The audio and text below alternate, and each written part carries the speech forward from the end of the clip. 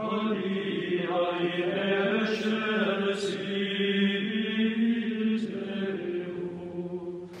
of the weapons of Office of Special Affairs is a constant reminder to the flock to cloak themselves religiously. We had endless orders come down. Have a Sunday service. Get someone to give a little. Get a Sunday service. This is a pretense of work. The religious cloaking was so vital to the church because who on earth would tolerate in any business the beating of staff, the body slamming, the punishment, the sleep deprivation? You would not last 5 weeks as a business treating employees like this. But this religious, look how they use the words, ecclesiastical. Ecclesiastical, my.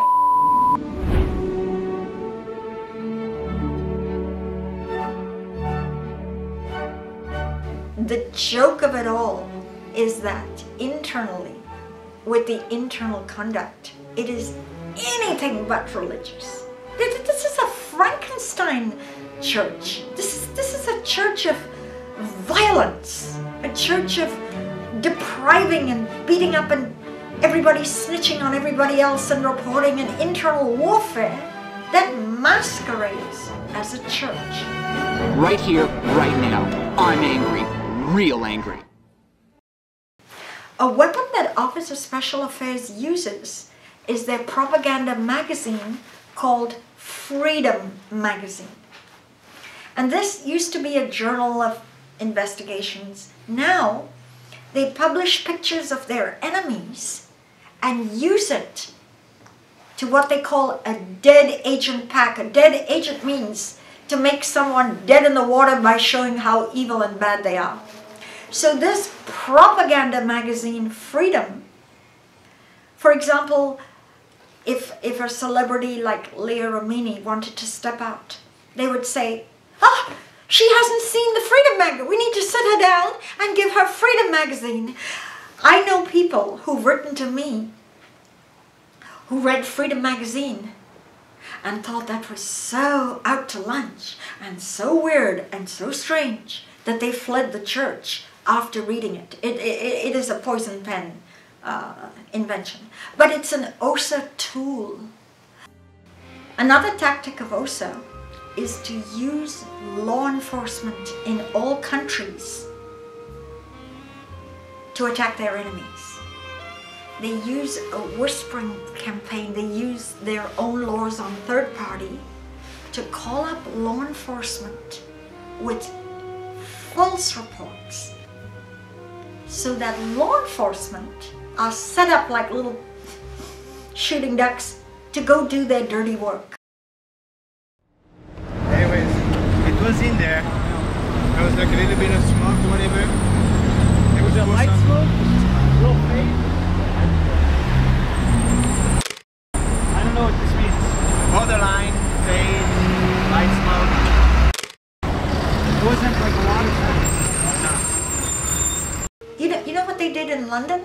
There was a book by an author called Russell Miller, and it was not a favorable book on the church. So they called Scotland Yard and claimed he was an axe murderer.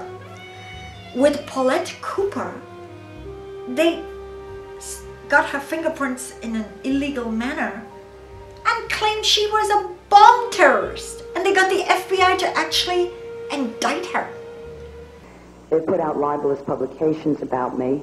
They've sent letters saying that I will soon be in prison, and you saw the Operation Freakout and the attempts that had been made to put me in prison. They've sent false reports about me to the Justice Department, the District Attorney's Office, the IRS. As you know, government agencies have to investigate any complaints that they get.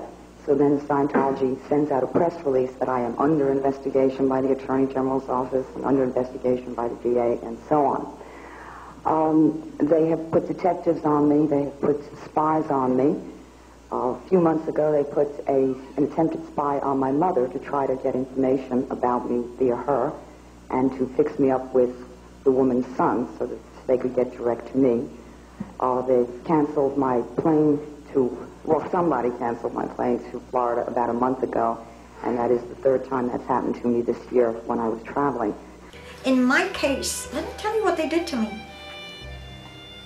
Within 2 weeks of me coming out of the church very publicly, they called up the FBI to say that I trafficked in children for underage sex to my CPA.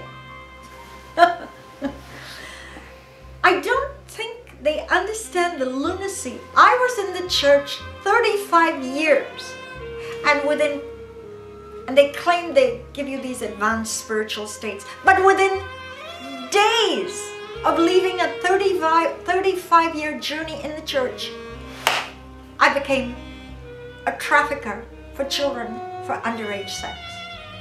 So the FBI showed up at my CPA's house with another detective, and as soon as this interview was going nowhere, so the FBI said, "Does Karen De La Carriere have any enemies?"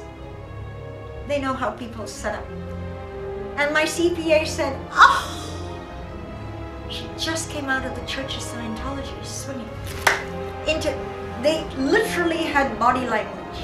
They knew the dirty tricks of the church, anonymously calling up law enforcement to do dirty work, to do arrests, to do, it never goes anywhere. The law depends on evidence. Courts depend on evidence. Of course, there's no evidence, but it's done in a maniacal way. The church screams that anonymous is anonymous, but they indulge in making anonymous phone calls. Anonymity is the trademark of the Dirty Tricks Department of Office of Special Affairs.